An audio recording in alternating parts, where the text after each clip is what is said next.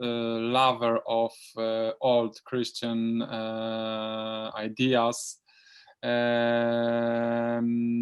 will conduct this session, because one of his passions is also cooperative economics. And I will tell a little bit about that. So okay. I just need a space. Okay, then the floor is yours. Good luck. Thank you. Thank you. Before we proceed, I have a short announcement about two of our panelists, Professor Przegalińska and Professor Jemielniak have some other obligations and cannot be with us in person. These informations came to us unexpectedly, but they sent us the movie with their presentation, so we will have at least the opportunity to hear their paper. So this is the last panel, almost the last one before the conclusion remarks. Let me start it with a kind of appeal. This panel will be dominated by the topics concerning new technologies, but the first part of its title is also important: economy. The cooperation is a matter of political empowerment of the people, of improving their democratic competences and improving the relation within the community, of bringing people close together. But it is also, and always was, as we all were aware, a question of the improvement of people's economic position. Starting from the Rochdale pioneers through the post-2008 economic crisis to the most present pandemic crisis co-ops, like those in India described today by Maria Daniela Pochomaci and Praven Verma. And yet, despite this importance of economic aspect, we lack the truly cooperative economic theory. Most of nowadays economists are educated in the neoclassical economic paradigm, which means new liberal one. This is the economy that is worshipping the competitive free market.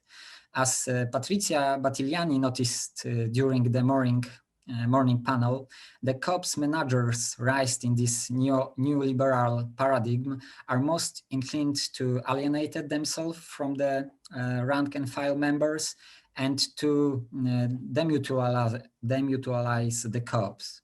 And as an alternative, we have only different, let me call them statist economic theories, from traditional Marxism to the nowadays post-Keynesian theorists, like the more and more popular modern monetary theory. All of this can bring COPs, it's my opinion, to the searching only the more intensive dependence from the state.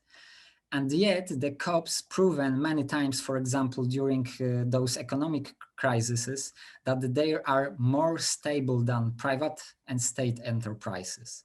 They are because their economic mode of organization is different. I believe that we need the economic theory that will capture this difference. And I'd like to ask you to treat this panel as a kind of prelude to the creation of such a theory.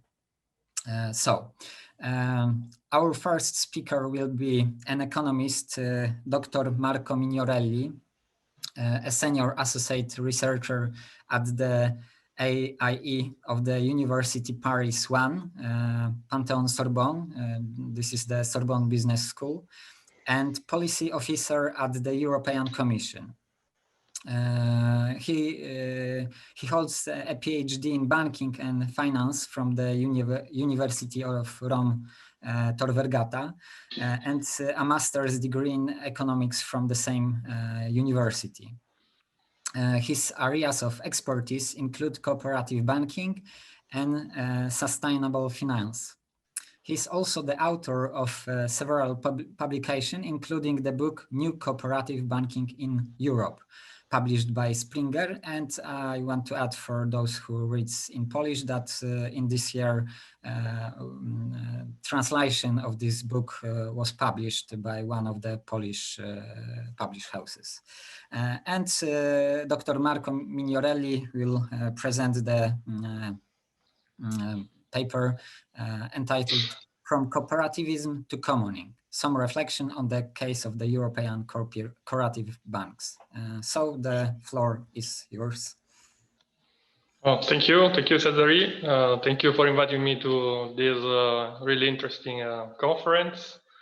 As you mentioned, I'm also working for the European Commission, but I have to say that today I'm here as a researcher, so not as a policy officer. So I'll say goodbye, your daughter, maybe Slim. So what I'm going to present, I have to say, doesn't necessarily reflect the official opinion of the European Commission. That's a disclaimer I have always to do in this case, in this kind of presentations. I have prepared a presentation and now try to share with you. Give me a sec. And let me see if you can see it now. Can you see the presentation? Yes, now it's okay. So my presentation is mainly built around the book that I edited a couple of years ago that you presented and the follow-up studies. I have to say that, let's say, the tone of this presentation will be a little bit different from the presentation that I attended in the last 2 days, in the sense that there will be less in terms of philosophy of the economics or politics. It's pretty much a research which is based on the industry. So a reflection on how cooperative banks works today, coming from their principles to the economic crisis that we have been seeing in the last decade in particular. So 2009 crisis and today's crisis. So as you mentioned before, as I'm an economist, and I have been taught neoliberalism, as you wanted to describe. And as a matter of fact, let's say, many of the contents that I present are baked by this notion of market economy. And this is important to say because, and this is the second point on this slide, banking sector is a particular sector in the sense that has a really strict regulation. There are really important actors, for example, in Europe, the European Central Bank, that with their actions really influence the way of working all banks. And of course, in the cooperative banking sector, there are other banks which work on market base, but which are in all respect competitors. So even the world competition may not being so well perceived by a cooperative, in the banking sector is there. So you cannot really avoid to think also in this way.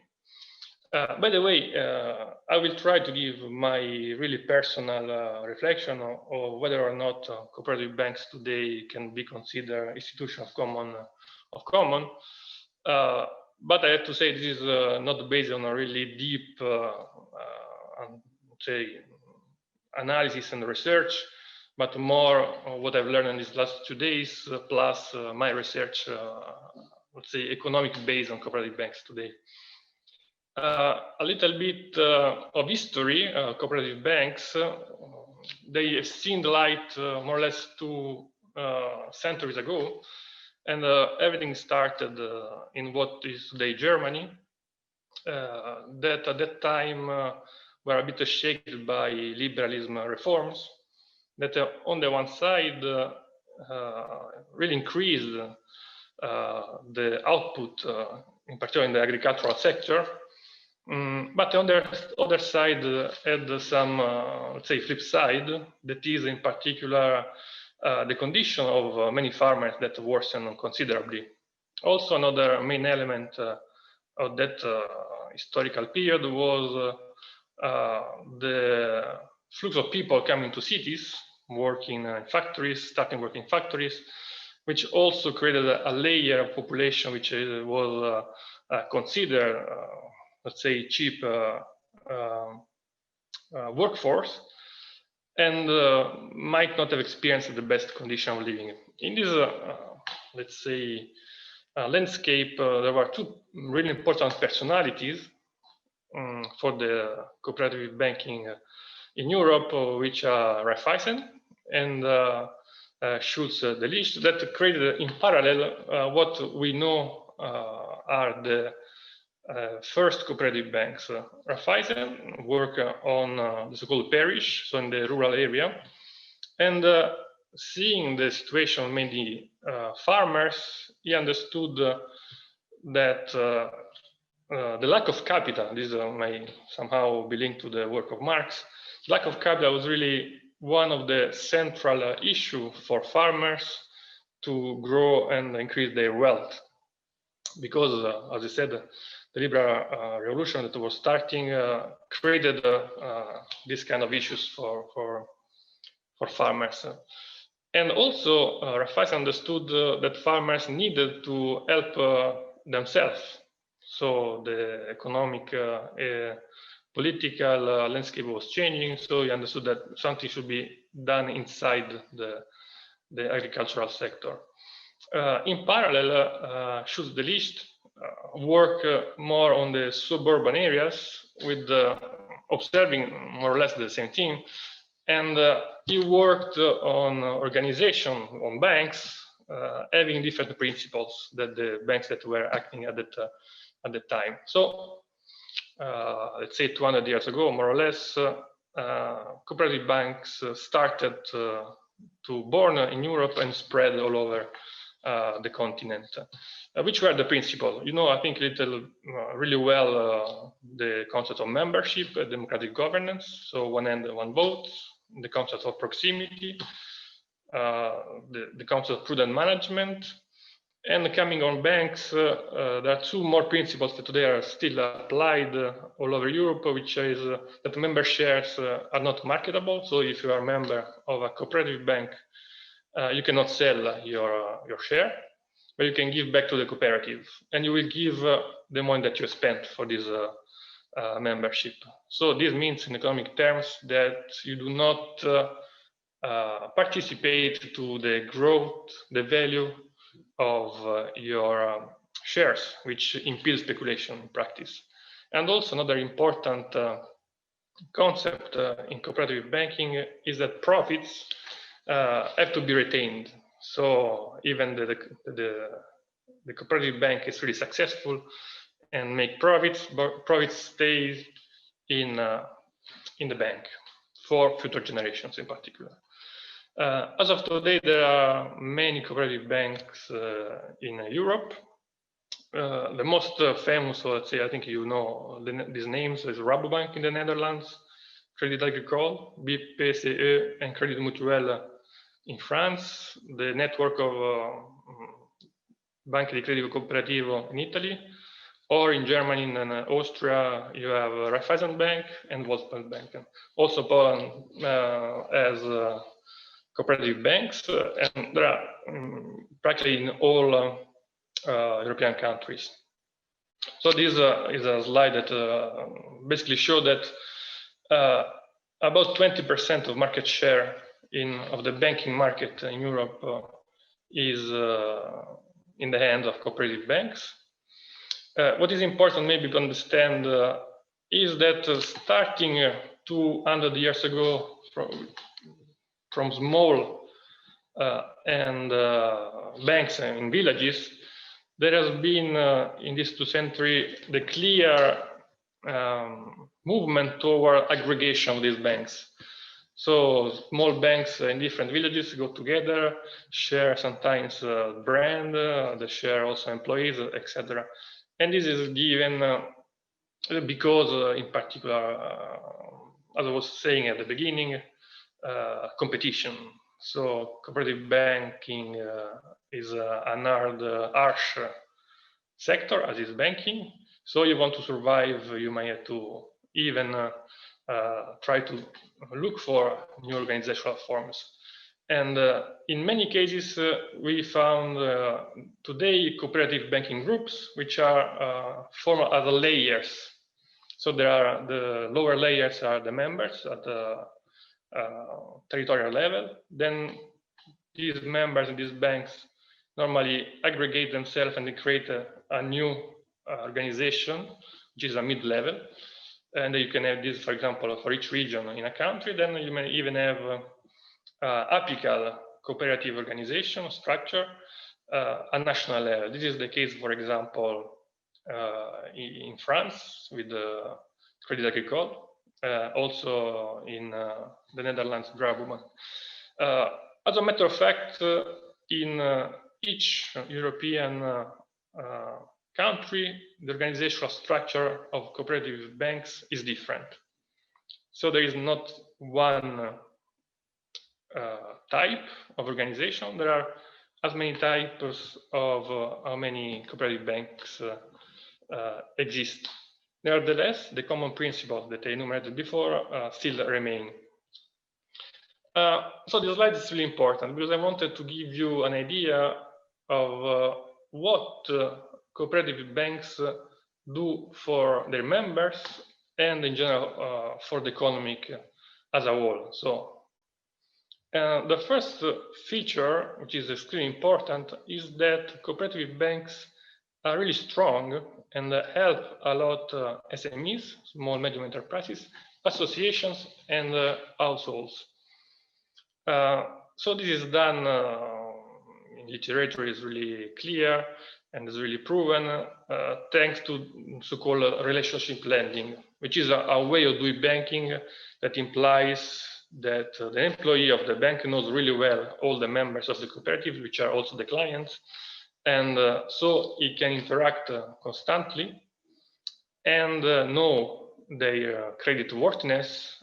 In this way, it can contrast market failures, so back to the idea of market, which features sometimes the relationship between a bank and a customer. In particular, if a customer is a small one, the bank don't know really well this customer and decide, for example, not to issue a loan or to give credit to this person. Also, another important feature of cooperative banks is that they have played a really strong counter-cyclical role.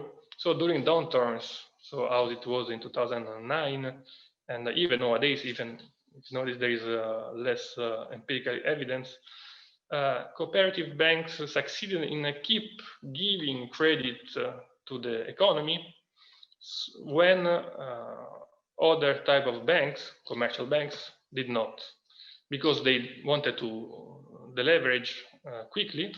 So while during a crisis, a normal bank just wants to take less risk, cooperative banks still strive to maintain their credit to their customers, which is really important. And also the third element, which is worth mentioning, is that there is a stream of literature that shows that cooperative banks also contribute to reduce inequalities where they act. So they enhance local economic development, they stabilize the economy, and mitigate the income inequality in local communities. there is a reason why this happens. I don't go into details, but one of the main reasons is that for many cooperative banks, it is essential to work on the area, let's say the region or the province where they are installed, and it's difficult for them statutory wise to work outside this area. So they are really forced to look for and serve clients where they are. So these, let's say, important features, which has been studied since long, today are threatened because, as I mentioned, the market and the banking, the financial market is changing, and these impact, as a matter of fact, also cooperative banks. Here I put three main reasons why the external environment put a threat to the, let's say, normal or traditional functioning of cooperative banks. The first is banking regulation. The second is the low interest rates that has been set by the European Central Bank since the aftermath of the Great Crisis 2008-2009. And the third is the entrance of fintech in the banking market. I understand that today we want to speak a little bit more about technology, so we'll focus on the last point. But I want to strengthen the concept that cooperative banks need to restore and have a good profitability. Even this word profitability may sound for many weird or not appropriate when talking of cooperatives. When it comes to cooperative banking, you cannot really avoid, unless you want to change completely the structure of the economy. So this is another story. But if the cooperative banks had to work in a market, which is the one we have today, they have to be not forcibly extremely profitable, but they cannot incur a loss. Just to let you know, all European banks today are threatened by low profitability, which is a big problem. But this can be even more complicated for cooperative banks because of the principle that underpin their activities. And what is happening, which is also an important point that I want to describe today, is that many cooperative banks in Europe are going directly through a form of hybridization, which basically means that they still are cooperatives, still they are cooperative banks, but they are acting more and more as a commercial banks. So the structure is a cooperative, but then they are forced, or they want, or strategically speaking, also in different countries, they may have different sensibilities about what is a cooperative, which is the scope and the final goal of a cooperative. So there is this trend of hybridization, which is quite clear for cooperative banks, for some cooperative banks in Europe. Going to the problem of fintech and the entrance in the market. Fintechs are companies, for those of you that don't know, which are highly skilled in terms of IT, normally are small companies, and they are focusing on financial services. So a fintech can be, for example, a company that creates an app that can manage payments, for example. And these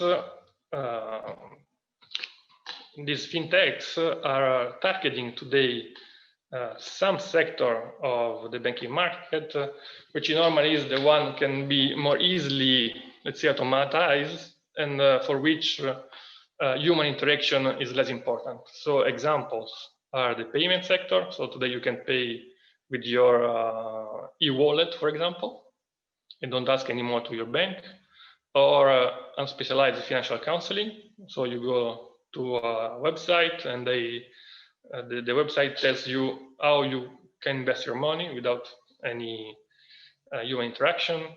Or loans, you can have a loan just looking for on the internet, and there will be, if you have kind of, salary and some guarantee, you will have easily a loan.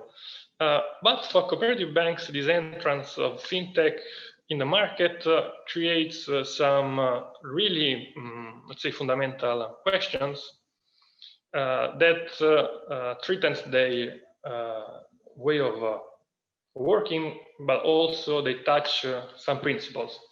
For example, questions that arise is how to keep delivering proximity, for example. So if you're a cooperative bank and you were used to have the customer coming or your member coming to ask financial services on your branch, with the fintechs and the digitalization, you may not have anymore your customer, your member coming here asking for doing a payment, because it does the payment with an app. So you cannot be more, you cannot have any more this interaction. So it's really more complete to deliver proximity. Second is about how changes with the territoriality and territorial ties. So today we also, thanks as we are doing now, for example, IT, we can live and work outside our city, but be really attached to it. And for a bank that in principle needs to serve the community in which it operates, it becomes more and more difficult to understand how to keep this territoriality in place if one person then travels a lot or is in another city, but is in touch somehow with the region of the province where the bank works. And also how to differentiate from, let's say, commercial banks when both cooperative banks and commercial banks play the same cards. So because they are both facing IT digitalization. So yeah, I mean, this may be a little bit complex, but the idea, just want to show you, this is how it works, the so-called Payment Service Directive, which has been EU directive of 2015. If you see, let's say, on the left, the traditional model before this directive was of a client that having, let's say, 2 bank accounts on 2 different banks could access, for example, via internet, its account of 2 banks. With the new directive, it is possible for a fintech company to put itself between the customer, the member, and the banks, and collect the information from the bank account of the 2 banks, and work with this data and provide to the client of the member the information he needs. Here the point is, with the fintech, with this directive, the customer access directly the fintech company product, let's say an app, and not anymore the bank. So there is a disintermediation, which is total here, between the customer and the bank. So for cooperative banks can be even more complicated, because the money is on the current account, but the customer does not interact at all with the bank. Also about proximity. I just want to inform you that you have 4 minutes left. Okay, I just will go really quickly. The same is about how to deliver proximity, how cooperative banks should interact with the customers. So new communication is needed. A small example the big boss says to the cooperative manager, what is the big campaign idea? He say, we're going digital, we use Facebook's mobile app, Pinterest. But the big boss says, what are we are going to do in all these channels? And the manager say, I don't know, we'll figure it out. This just means that today there might be the instruments for cooperative banks to work differently, but still the contents are not there. Another example is about hybridization. So you see this is a cooperative bank in France, BPCE, and they're going to launch a marketplace, which is, I mean, questionable if a cooperative bank should manage a marketplace for financial instruments or not. I don't know. Maybe some of you could say not, because this is not really the basics of the cooperative principles. So to conclude, I think there are two ways of cooperative banks today. First, either to start acting as a normal bank, so hybridize their business model, or rethink some part of the business model, which is rethink proximity, embrace sustainability, and we are discussing these days a little bit, communicate differently the cooperative difference, and manage the fintech lead. Last but not least, I just want to say, and try to answer this question: are cooperative banks institutions for the common? My feeling is that this answer should be done case by case, because as I said at the beginning, each cooperative bank is different. But generally speaking, at least in Europe, I would say more not than yes.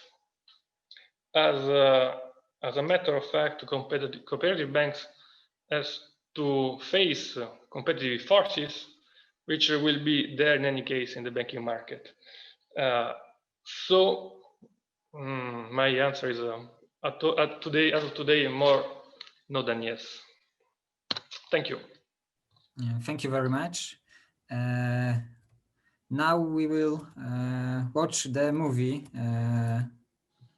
prepared by Professor Przegalińska and Professor Jemielniak. Few words about both of them. Both are from Kozminski University, and they recently published together in the MIT Press book entitled Collaborative Society. Professor Przegalińska is assistant professor at Kozminski University and was recently a research fellow at the MIT's Center for Collective Intelligence. Dariusz Jemielniak is a professor of management at Kozminski University, where he heads the Management in Networked and Digital Societies department. And he's also the author of the Common Knowledge, an ethnography of Wikipedia.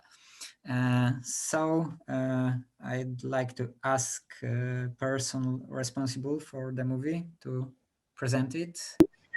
Hello, we really apologize that we cannot be with you for the whole conference due to a conflict of dates and scheduling. Many apologies for that. But we're really hopeful that we could talk a little bit about our recent book, because there's no other way to talk about our work than to basically flood people with our ideas. And for those of you who are interested, you can always, I'll keep this scrolling under the screen all the time, because, you know, we academic authors. Because why not? Why not? We're desperate. That's the thing. You know, we're desperate, so we want to push it to people.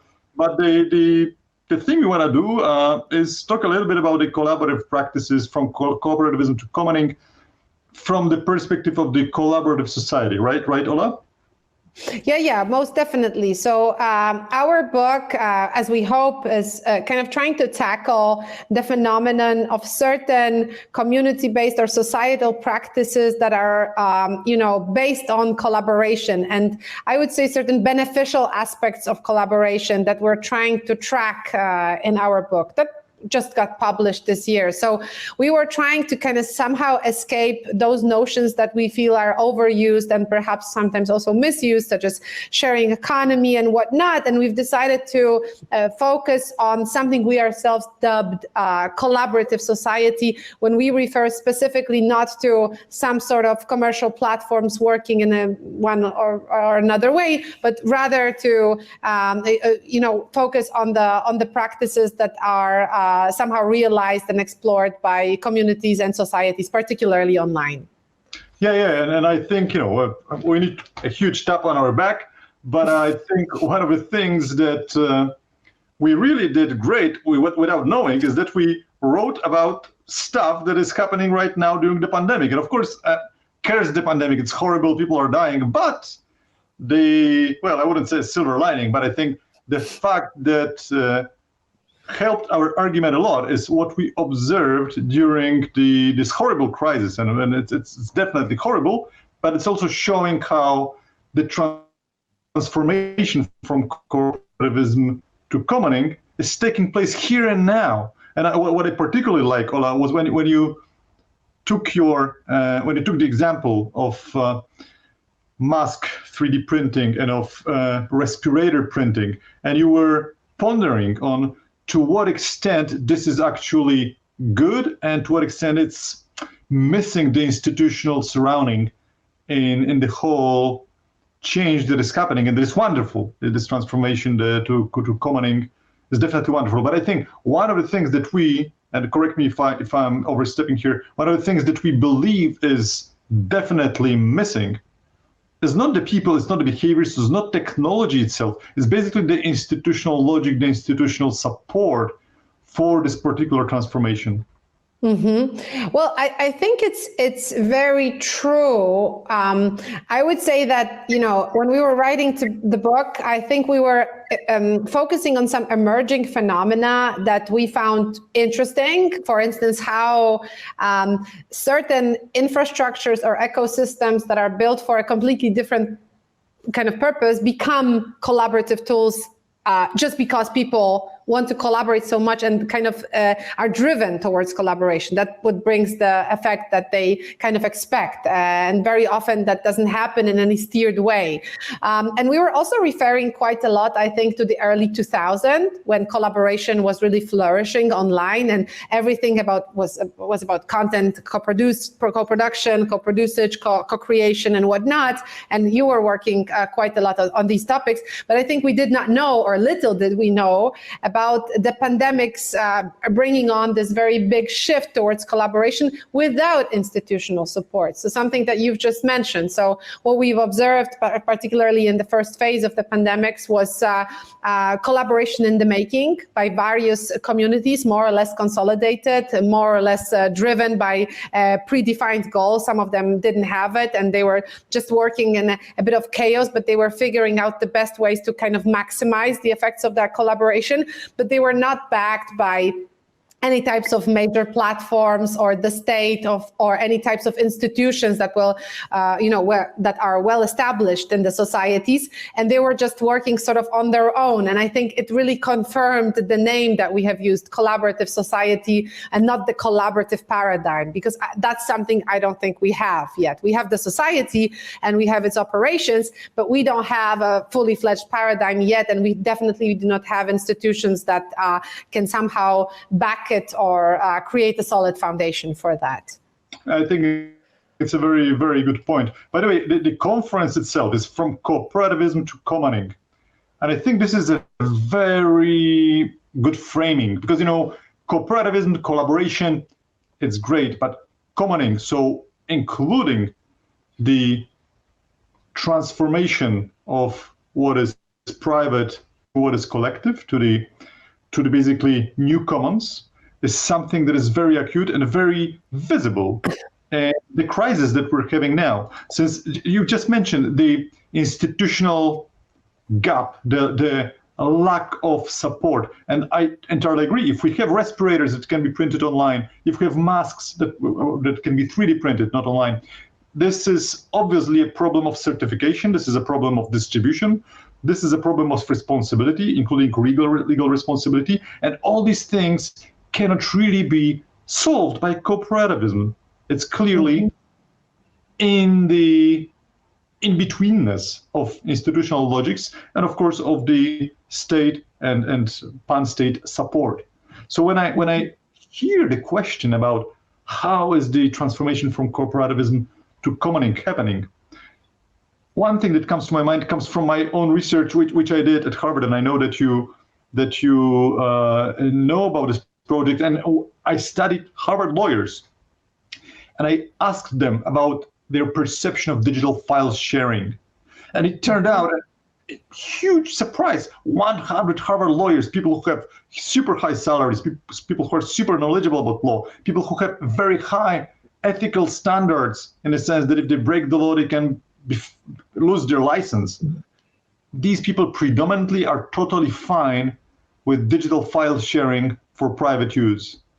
And I think this shift, this mental shift to commoning and to cooperativism, to the collaborative society that we described, has already happened on the individual level, but it has not caught up with the corporate environment and it has not caught up with the institutional environment. What do you think?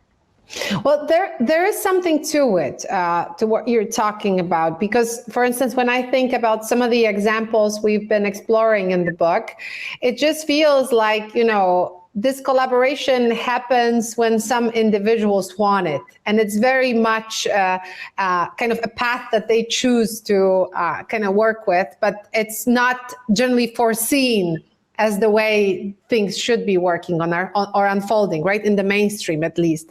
And to me, for instance, this example with masks or 3D printed, products that hospitals could use, there was something of a prepper kind of, experience to it. Like, so these were the people who were kind of isolated with no solutions that were offered elsewhere. So they just had to do something on their own, because as if, certain structures did not exist, because just those structures were not too helpful to them. So it feels like they formed just smaller communities that were quite agile and operated really well to reach some goals that they really, needed desperately. So I do believe that this transition is happening, but it's happening somewhere peripherally, or it's happening on the margins of certain, let's say, mainstream modes of working. And it feels like perhaps we've touched a phenomenon that is a very emerging one, but I don't think this is a clear path right now, or I think it's going to be very rocky. And actually, I don't think it's going to be easy, because it conflicts certain, typical pathways of institutions, typical pathways of various ecosystems, and perhaps for some people it will be a violation of their interests. So, or for some groups of institutions. So I do think that this transition towards commoning is not going to be an easy one, but a turbulent one. Yeah, I think you're spot on. One of the obvious examples is the ACTA 2 shenanigans. I have no other words to cover it. I think it's despicable that we're taking such a big step back through regulation that basically secures large old corporations' interests. But I also see in your own research, when you were studying how are the social movements developing online, I see a glimmer of hope. And in fact, I think it is really wonderful that this ego-based, author-based perception, oh, I wrote this, I need attribution, this is me, this is mine, is sort of transferring into the collective, the commoning of stuff. And one of the things that I think are wonderfully going on is the consultations among political things done on a large scale level. I'm thinking particularly about the Pirate Party, but you personally, I know you're involved, and I am involved in trying to think how we can do this in Poland. And one of the things that I think will make a big change and a big difference is when people get involved and they can actually participate in a civilized, structured, democratic discussion and participate in the collective participative decision-making and ideas-making for their local communities and maybe even on the regional level. Well, I think what you're talking about has also a lot to do with technology. So what technologies are at stake and how are they designed to facilitate certain processes? Because we know that technology kind of multiplies what is, right? So you're an avid Wikipedian, so you know very well that technology can really exponentially, scale your own work, your own contribution, right? And I think Wikipedia is a marvelous case of technology-mediated collaborative work, that is displayed, that is voluntarily shared and built. So that's, I think, a major question that, for instance, I'm thinking about, being a person who is trying to investigate various types of technologies. To what extent the technologies that we have, apart from our own will to kind of take that journey, or institutions that are slowly moving towards it, to what extent do we have technologies that really allow for fuller scope of collaboration or commoning, for that matter, right? Because I don't think we are there yet. I think, having in mind this first wave of pandemics that we've just mentioned, what we saw was incredible mobilization of people who are using technology for good to help others and whatnot. But on the other hand, we've seen certain shortages of technologies that really do not deliver a smooth collaboration or the one that we would like. And it felt like, particularly with, various types of online collaborations, that technology is not really there to facilitate it, but very often just, hinders it in many ways. So it feels like both of these things are, as I said, quite turbulent. And I don't think that when we were when these technologies that we're currently using, for instance, like social media, so frequently, that when they were thought of, even those few years ago, they were designed specifically for collaboration. I think they were designed for very different, more egocentric purposes. And that's why collaboration through them, even though it works, in some cases better, in some worse, can be a very hard task. Yeah, and don't even get me started. Technology sucks. It's really horrible. I mean, it's wonderful. You can do wonders. You can track people. You can recognize faces without people's consent. Yeah, tracking people is wonderful. Yeah. So here it works, right? And when you want to do a simple thing like have one communicator that integrates all, I don't care about 20 different communicators, but I have 20 because I have to have 20. And Metcalfe's law hits back. Mm-hmm. Why is even Slack considered something useful? It's basically IRC technology with some fancy interface. So I think on many levels, we see the technology is really, really horrible because people are not really pushing for more. Project management technology is basically still Kanbans. I mean, really? 30, 40 years later, we're still using that. So I totally agree with you that there's a huge scope for improvement. However, in your own research, you showed me something I was really unaware of, and I found really fascinating, that nature will always find a way. And if we have a lame technology that doesn't really allow for perfect Habermasian discourse or platform for exchange of ideas, we don't have this. But people will use whatever is available to the largest and most surprising extent. And I remember specifically that you were studying dating websites. And yes. And people sharing information on Tinder that is absolutely not related to dating is, I think, a phenomenal example of cooperativism. Not necessarily commoning, but it's definitely something that makes you think. I mean, given the fact that technology is already allowing for quite a large scope of discussion, critical thinking, argument refinement, I think that the next big thing over the next decade could be, and maybe should be, the transition to commoning, including the political making. I think 20 years ago, perhaps not ourselves, but people were there or at the verge of it. But then something happened and it just went in a completely different direction and went astray. But what I'm thinking about right now, because obviously, yes, you referred to this, example of Tinder, which was so interesting for me, becoming a platform for hiring specialists, for instance, hiring people that can do your furniture or paint your house or for exchange of various various products, that were by no means referring to, romantical involvement or, I don't know, sexual things or dating. It was a completely different thing. So there were people who were collaborating, for instance, as tour guides. So they were saying, hi, I am here because I want to show you around in this city. And this is, this is the pricing. This is where I can take you, and so on and so forth. So it professionalized on some level, but also it gave you that degree of, of kind of freedom to show yourself to somebody else not in a formal way, like you're on display, but actually if somebody finds you, they can start talking to you. And also like political movements were exploring that to quite a large extent, to mobilize audiences, to send messages that they care, that they like, their voters and whatnot. So that was kind of interesting. But what I wanted to refer to was that during the dot-com bubble, there were some attempts to create the commons, really. For instance, I remember there were some very interesting, we would call them now startups, but some sort of endeavors that were planned, where you would have, for instance, more immediate solutions that were pro-democratic. So, for instance, voting on each and every case that involves you, or public debate around certain issues that would be more structured. And there were some technological solutions, very early ones, but offered.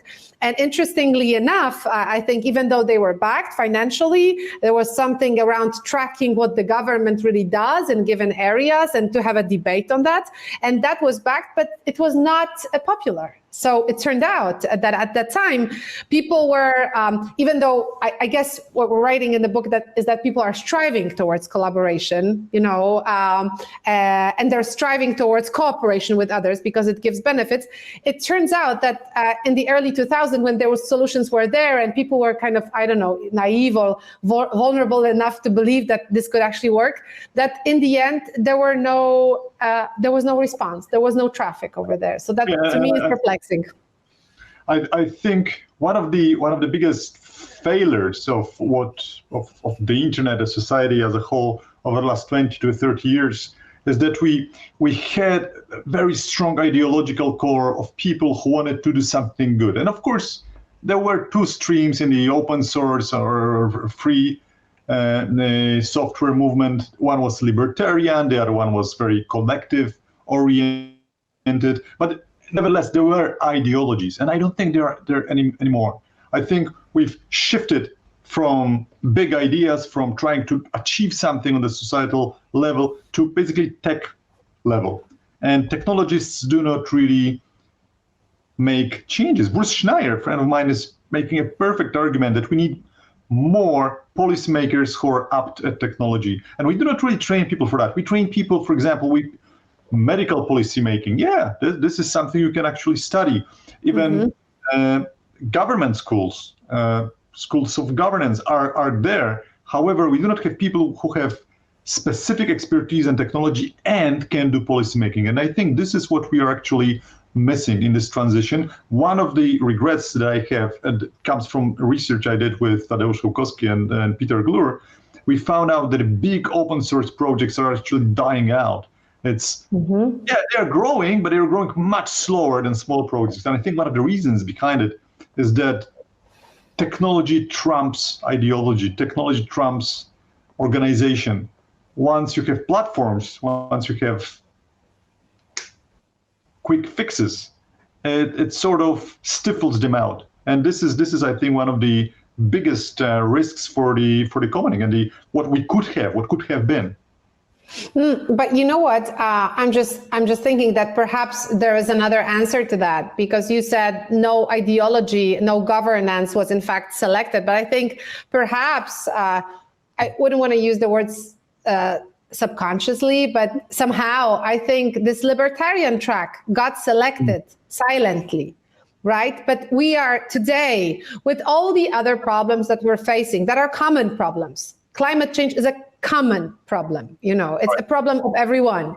And I think just that ideology also silently dies because it's just not applicable to the reality and to the problems that reality is serving us today. It just feels like perhaps there was a path that was selected. I mean, I remember this marvelous piece called The Californian Ideology, and I think there's something to be said about that, that this selection happened. It just happened by suppressing the other one in a very elegant way, but it happened, and it was ruling, right? We were talking in the book quite a lot about sharing economy, used as a label for something that has nothing to do with sharing. And I think it's been happening over the past 2 decades or so.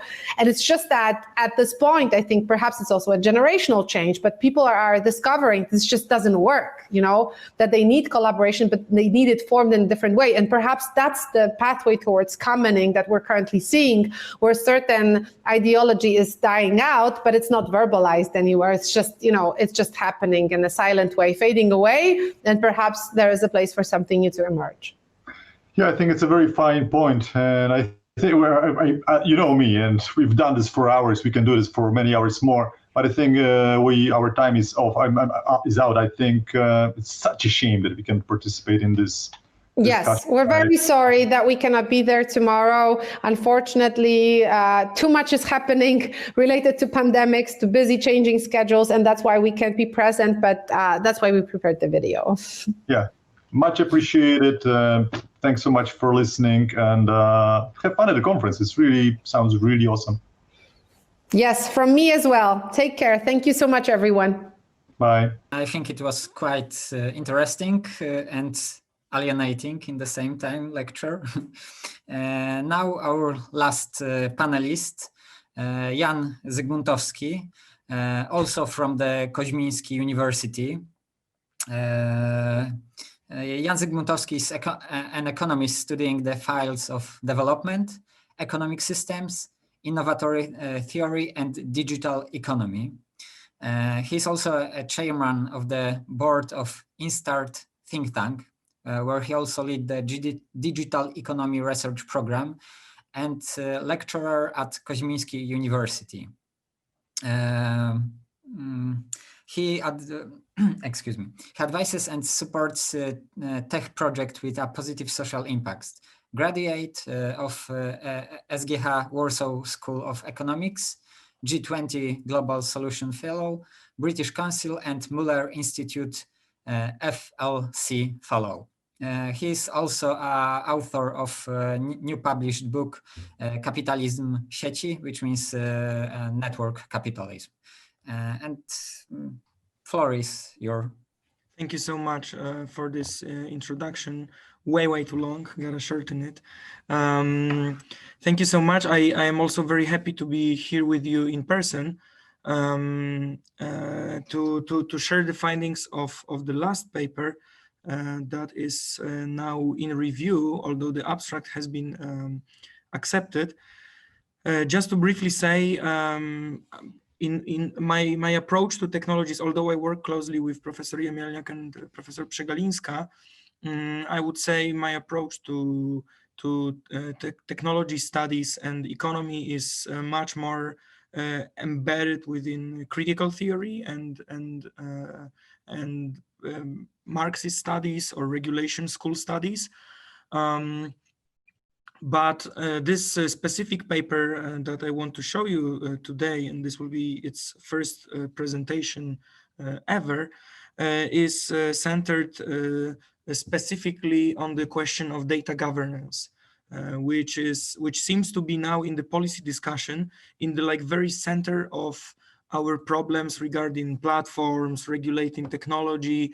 It always boils down to data governance, and everybody feels there needs to be some move towards some way. I mean, we need to choose one path because the current path is unsustainable, and the huge debate is which path do we choose. And since I am choosing the path of commoning, which I would say is different from cooperativism as well, that's why I think the paper fits very, very nicely in our discussion. I will share the screen now. And to begin with, I am very sorry that this This presentation is very text-based, so there won't be many cool graphics and many colorful materials. This is the only colorful slide.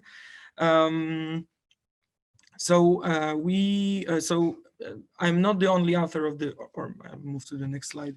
So the framework that I had in this coming to this paper was the framework that I adopted in Kapitalizm Sieci, so in the book that I published, where I tried to present cooperativism in general as a counter to cognitive capitalism, so to the capitalism that extracts value of information labor of humans and tries to capture the value of data and capture public space as much as possible with the use of tech tools. But seeing that cooperativism might not be enough and we need a complete revision of the system, and this is not only my thought, but also the people who invented and studied the ideas of cognitive capitalism, they also started to move towards the ideas of common fare. And so a general economic system of creation of commons, or like commons based. So we decided to publish a paper together with Laura Zoboli from the University of Warsaw and Paul Nemitz, who is principal advisor to the European Commission on data protection. We wrote a paper where we tried to move this discussion on data towards commoning. And since we're on the brink of having Digital Services Act and Data Act, it is like the #1 topic that might define what is happening in Europe in terms of technological sovereignty. So we took 3 analytical perspectives that I think are very important. The third one, so the institutional economics, is something that I feel has been apparent in many different sessions, in the previous also talks. So thinking about, in this context, about data as a shared asset or a common good instead of a commodity that is just produced and then it functions only on the market as something completely separate. But also to build it up, the tech side, we used first of all the approach of science and technology studies. So seeing that the infrastructure that we use, the tech infrastructure is not just some kind of positivist, value-free embodiment of scientific progress, you know, which in this kind of techno-determinist fashion just falls from the sky and we need to accept the infrastructure as it is, but it's actually a very complex data assemblage. So it has tech, political, social, different apparatuses which are interconnected, and some of them can be changed in that or different fashion, and how they interact with each other creates the system of production and circulation of data. And taking the STS studies even further, we try to leverage the emergence of critical data studies, which stem from this idea that if we treat data as commodities, then we dematerialize them from processes, from people, from their dignity, from this kind of like localness of this production of data. So before I will say how we applied this analytical approach, we reviewed the papers that mention what kind of models for data governance are emerging. So you might know that the current model of governing digital data is that big tech corporations hold those data as in data silos. These data are treated as some kind of like corporate commercial commodity, which can be used for profit mostly. And our attempts to include some kind of digital rights to those data and the protection of those digital rights very often are unsuccessful, just because it's some kind of like ex post giving of powers to the people, which cannot be realized because they need to go to court and like go through this very complex process. And so there is this idea that maybe we should go to ex ante, so shape a different data governance model.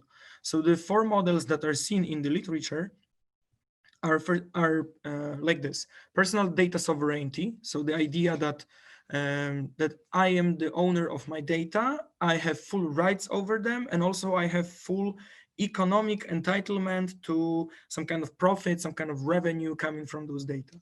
Then there are data sharing pools. So this is where this is the kind of like B2B contracts. So different companies want to utilize the data together to build some kind of better collaborative effort. So they have a contract where they get in touch with each other and they shape the conditions for this exchange. There's the data cooperatives. So this is where I would say I used to be. So this is like the people, some kind of like the people pool their data and still they regard them as their data, and they have the rights, co-rights of management, but the data cooperative has some kind of like public goal, and it has some kind of like purpose that is not only about personal individual profit of selling this data. And the final one is public data commons, sometimes called maybe more like public data trusts. So the public institutions set up this like shared space where different actors can come and collaborate on using this data, but they first of all serve the public interest. And seeing these four models, I tried to conceptualize them, taking a look whether the stakeholders are individual or institutional, and what is the mechanism for them to govern. So individuals use rights. They say, I have my right to, for example, move the data, or right to be forgotten. Whereas the institutions use the rights or like use the mechanisms based on trust. So mostly they trust the other side that they will respect some kind of contract agreement, or like the word of the contract. In terms of value allocation, the idea here is that it can be either private. So it is a single company, single individual assessing that value, or it is some kind of, and then it's usually driven by the idea of economic growth. And then there is the allocation to the public sphere, and usually it is driven by some kind of public welfare. So for example, provision of public services. So these four models analyzed in this analytical matrix, we could fit them and see how they interact with each other. But then our critique of two paradigms in data governance that we see as very problematic is used to inform us which way to go in terms of choosing of this data governance model. So the first paradigm that we critique is that data cannot be a commodity. First of all, it's not even legally commodity. I had a discussion today at Polish Ministry of Digital Affairs like 2 hours ago, and there was a huge debate on this, but most lawyers said this, like, yeah, you can sell data, you can, and like corporates do this, but there is actually no like legal wording that data is just a commodity that can be moved. Like there is some kind of like access to data, which maybe can be a commodity, but not data as commodity itself. But when we try to treat it as commodity, and this approach is visible that there is this push, then this commodity is treated like this fictitious property and is used to extract value for profit and to continue the expansion of capital to new territories. This is what Nick Couldry from LSE even called as data colonialism. So the big tech powers use tech platforms to come into new spheres of life, which are non-commodified, and that spheres could be spheres of life in developed countries, like, for example, healthcare, but they could be just like any sphere of life, for example, in countries which are from the global south, where you can, by applying this platform, you can colonize the data of the sphere and then extract them. So we feel like this is the kind of like great transformation moment, coming back to Karl Polanyi, where the cognitive capitalists are using tech to basically rewire the flows of data, and with data gain absolute control over profit and over the power that data hold. And the second critique we have is the critique of data and the intersected with it public interest. In terms of the value of data, a lot of spheres of life like security, medical sphere, financial, so for example, whether we know if our contractor is worthy, is trustworthy or not, or like environmental issues, we have very strong public interest that comes onto the stage and wants to and needs to have access to those data. And even recently, this regulatory framework was too weak to do something about the pandemic. So the collaborative research that was mentioned in the previous speech, it happened mostly as this like bottom-up grassroots action, and not as some kind of like, you know, strong public institutions providing this framework, providing this space for cooperation. So we see that even the players who are complying to data protection, because, well, they will edit data or they will delete data if you ask them to, they still have control over data sets that have enormous value from public policy goal view. For example, whether we want to make better mobility in the cities, or whether we want to create better conditions for example, healthcare. We could access those data sets to make this public policy better, but now we cannot. So we need to move past this data protection. And as I said, the EU sees that and wants to go towards ex-ante regulatory approach. So instead of giving rights that you can use after the data has been mismanaged, we will have just different like introductory system for governing those data. So this critique, first of all, attacks the individualistic rights-based approach, and it criticizes also this like private value allocation and this focus on driving growth, not only because we see rights as not important or growth as not important, but we see that it is not possible to protect the rights with a rights-based approach. I know it sounds ridiculous, but it is like this. And there's literature for this. And also it's impossible to have growth because a lot of companies are saying not enough data is shared. So this system which focuses on both of these approaches is just stuck in its place where it cannot achieve any of them. And we see the necessity of institutional trust-based mechanisms, but which have a clear public interest focus.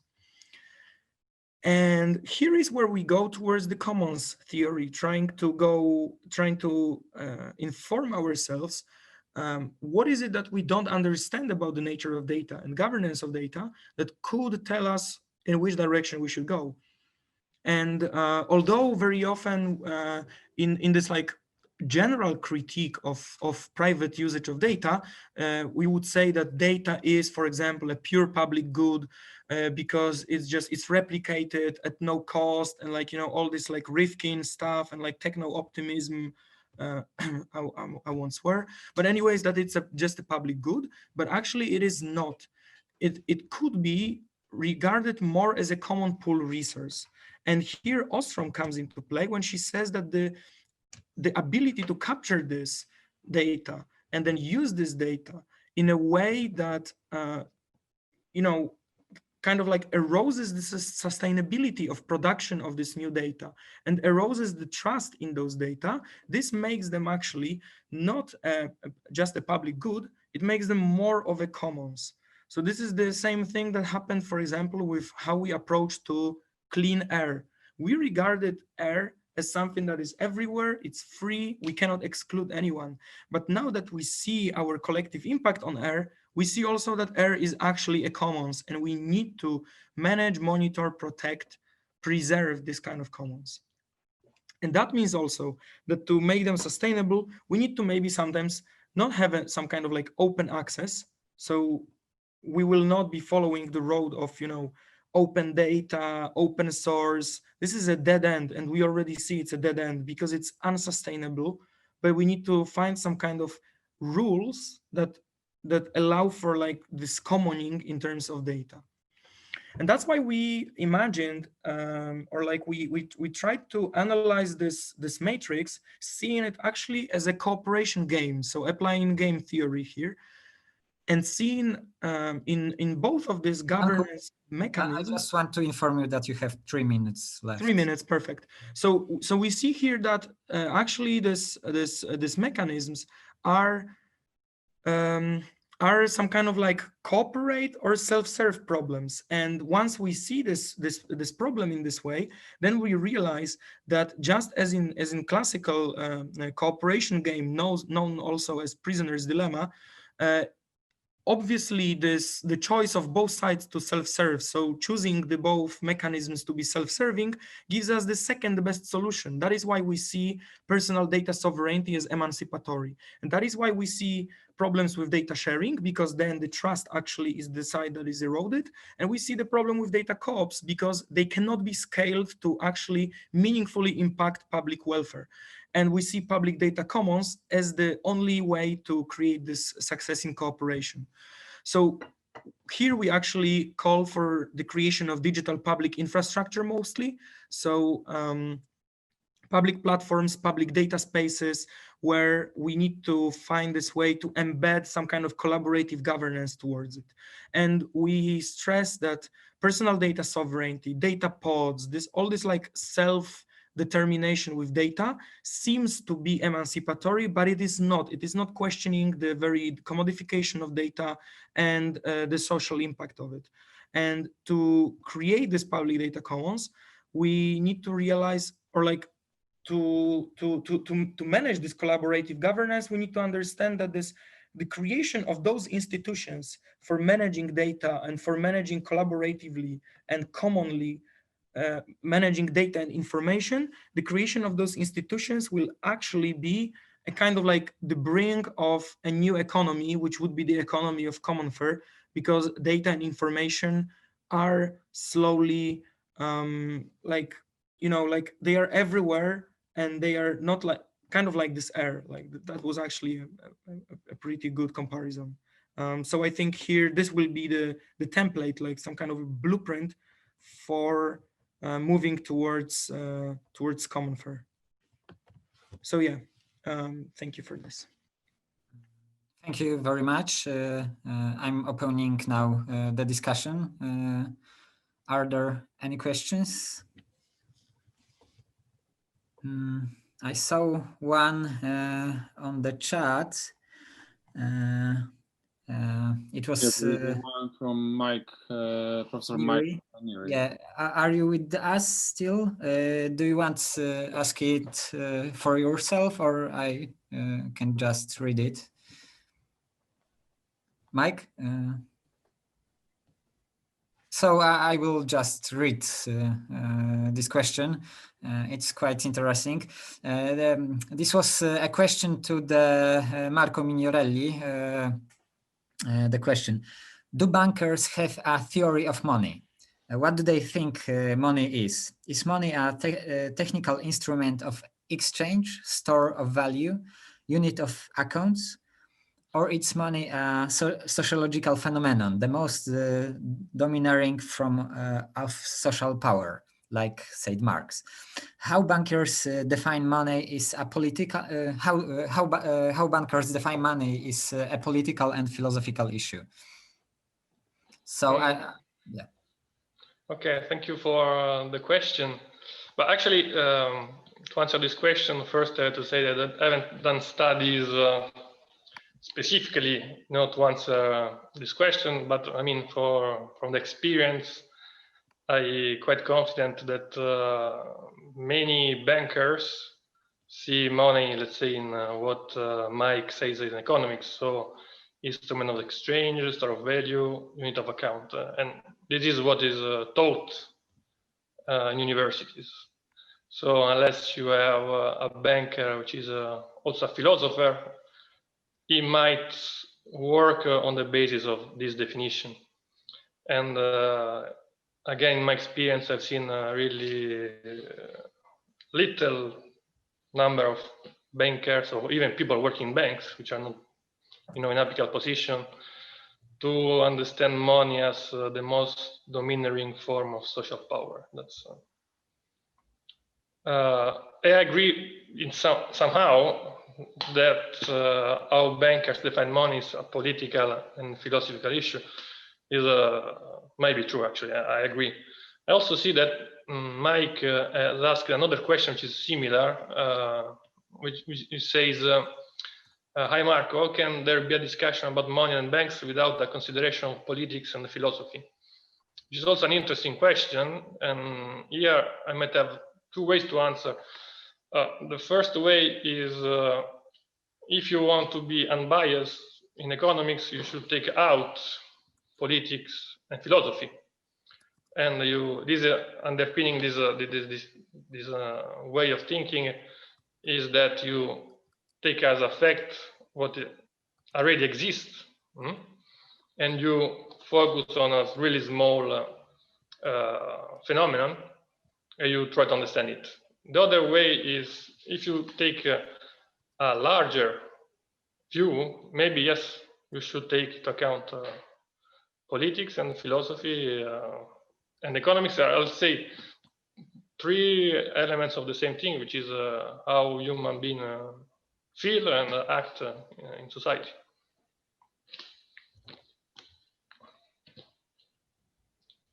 Okay, thank you very much for an answer. Are there any other questions? I do not see everybody, so if Ifat Solel, you have a question, yes? Yeah, please. thank you. Yeah, I'm also would like to address the banking issue. I'm wondering. I'm wondering because you mentioned that the question of technology actually puts cooperative banks as quite similar to commercial banking. I think that we have great, amazing opportunities using technology because it's not only how we decide who shall receive a loan, but it's also the way we operate cooperative banks. And the fact is that cooperative banks these days are not using enough technology. I mean, we do have now the tools, the mechanisms that allow us to use the democratic system much wider than ever in the past. And I'm afraid that as of now, cooperative banks are not using it enough. I mean, as I see it, we have a huge, well, problem would be a very, very small word for that. Problem with democracies these days, and we have so many members of cooperative banks. We can use these mechanisms, these banks, in order to change the way democracy is operated. So I was wondering whether you have some notions about that. And of course, one short remark about other thing is I think maybe I've missed it, but the term platform cooperativism was not discussed and should be discussed in that relation as well. Okay, I think this is a consideration. I totally agree with you, which is, I mean, technology is really a big opportunity for cooperative banks to work towards increasing, for example, the democratic dimension of the bank, in particular for the banks that today, as I said in my presentation, are becoming more hybrid models. So I agree. I also see that this is not happening. For banks which are really big, it might be even more complicated to put in place this kind of, change, which is not a technology change, actually. It's a change that technology can help put in place. What I see is first, banks need to decide that they want to change in a way of being more democratic. then can maybe use technology which is now available. But indeed, I completely agree that this is a big opportunity, and hopefully they will not waste, but I don't know.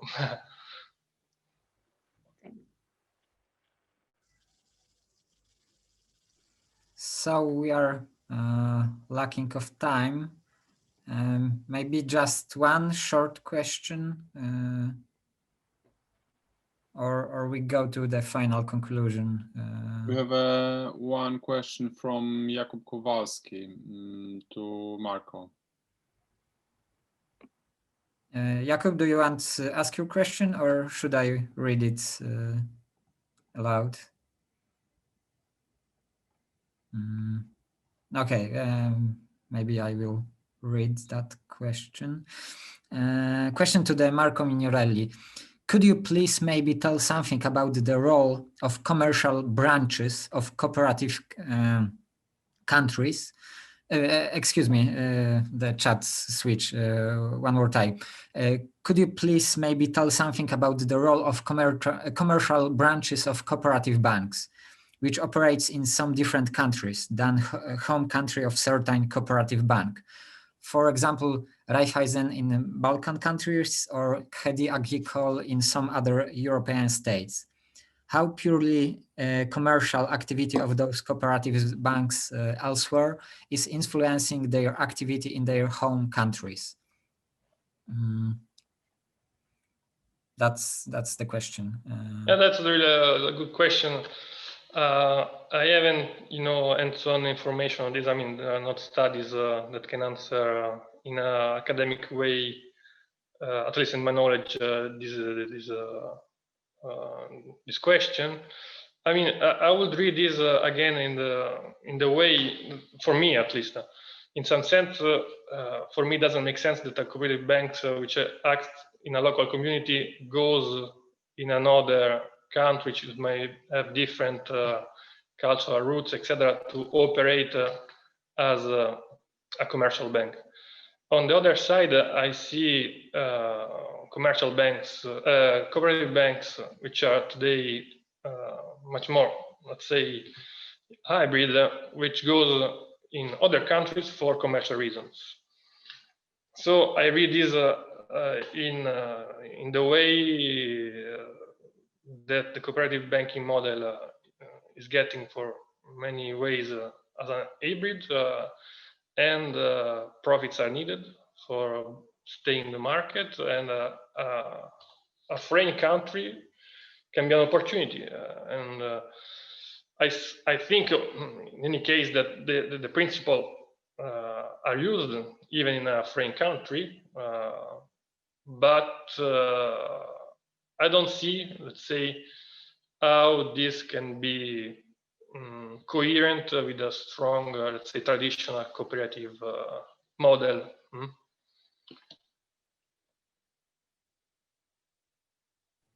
don't know if someone else wants to add something. Okay. Thank you very much for the question and for the answer.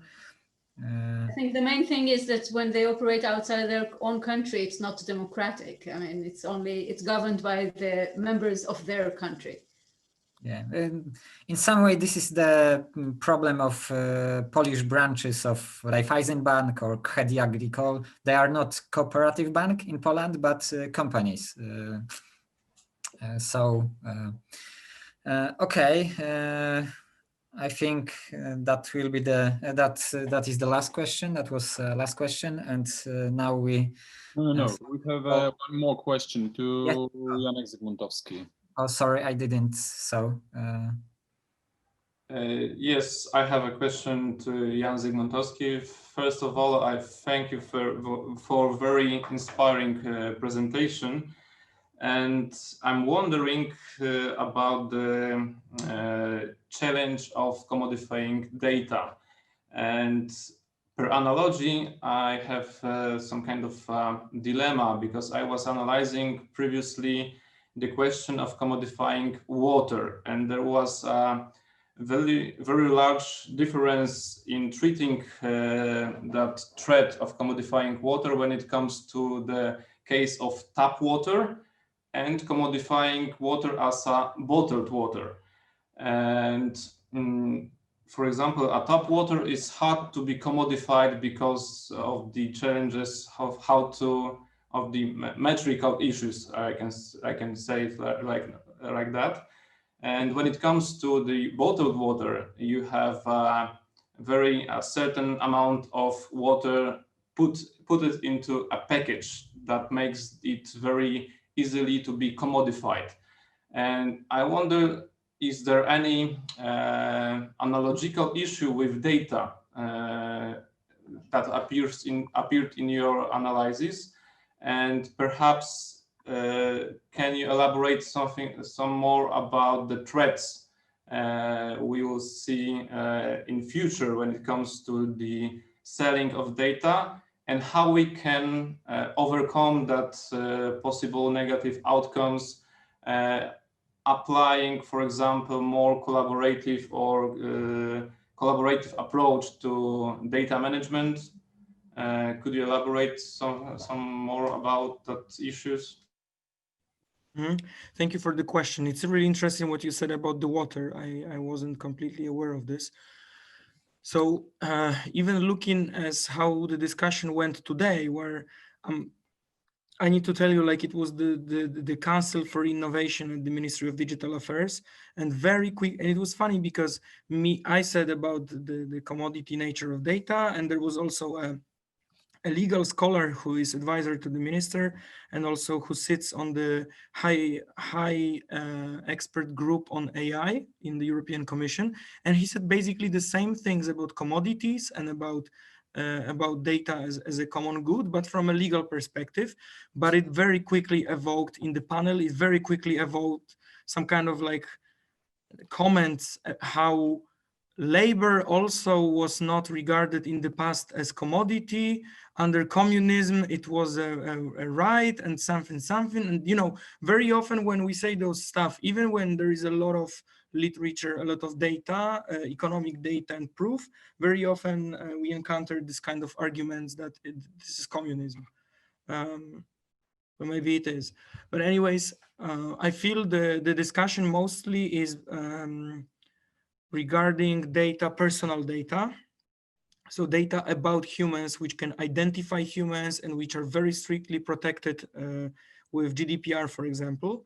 And there is a broad scope from like healthcare data in hospitals to healthcare data from sensors like Apple Watches, to data from social media, but also to data about location, for example, or private photos. So very big variety of data sets. Some of those data sets we hold, like for example, if the sensor, if I have diabetes and I have the sensor which measures my blood, this data is very easy for me to have control over those data because the sensor is mine and I control where it's recorded. But in terms of, for example, social media, it's almost impossible to know what data they have, but also what data they infer from the data they already have. So this kind of like secondary data is almost inaccessible, and that is very hard.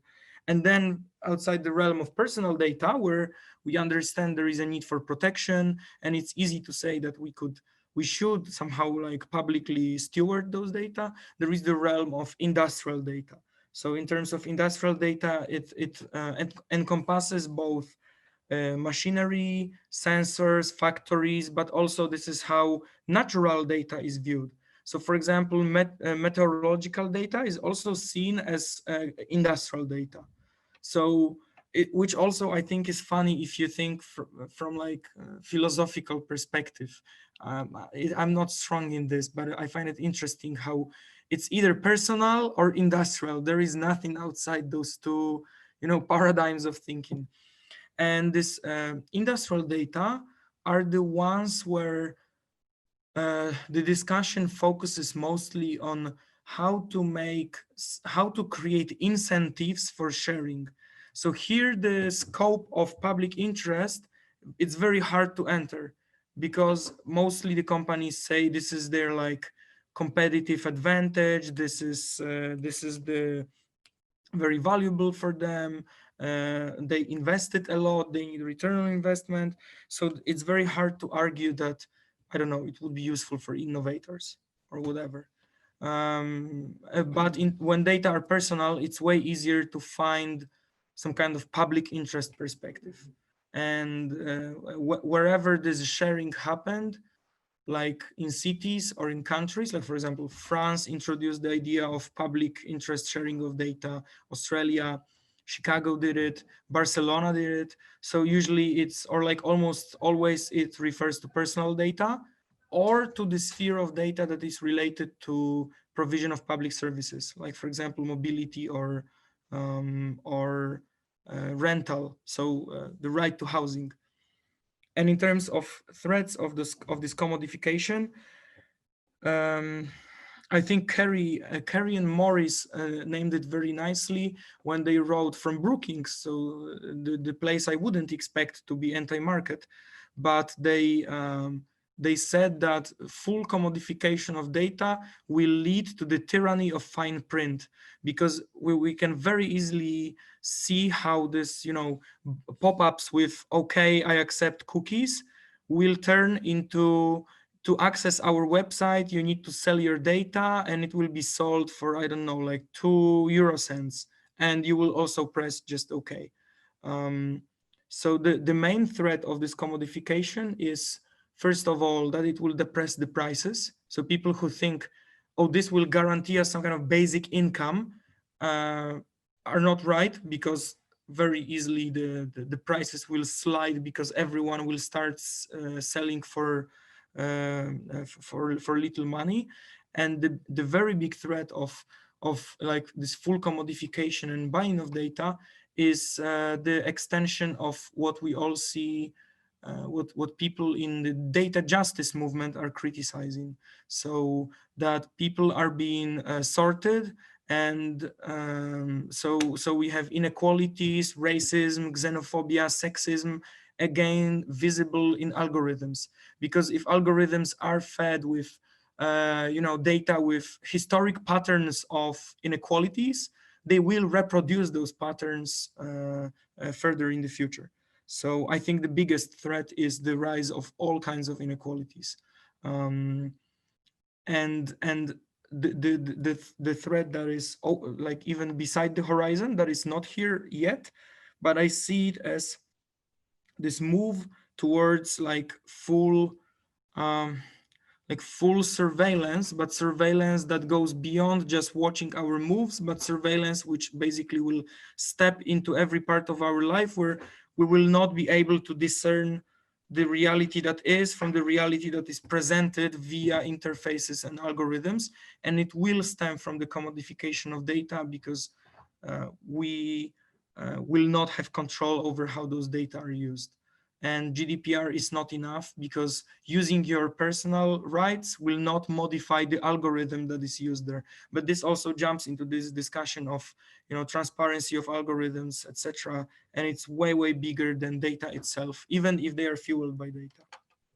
I'm sorry if that was so messy, but it's just a lot of stuff that is happening currently and hard to approach it. Thank you very much for your answer. I think it's very important what you mentioned, that there is a difference between personal data and industrial data, because even if you look at the analysis about the social impact or personal impact of collecting data, we have, for example, a concept of quantified self when it comes to collecting and gathering our let's say personal data that contains many biological aspects of our bodies. For example, even those kind of smartwatches we wear are part of that, and it is very important to have these issues in mind. And when it comes to reflecting on the future of collective management of that kind of data, it is very important to have in mind that kind of threats to let's say our intimacy, and also some kind of political aspects that are embedded in that cases. And what you said, that we are lacking of some kind of let's say analysis and how to grasp together those threats that are, for example, that can be realized when it comes to collecting and gathering industrial data, that is very frightening, I guess, and we should, for example, as scholars and policymakers, we should put our interests and best effort to propose some kind of intellectual framework or theoretical framework to that kind of questions. And it still shows us that how many things are still ahead of us when it comes to new technologies and their outcomes. Thank you very much for your answer.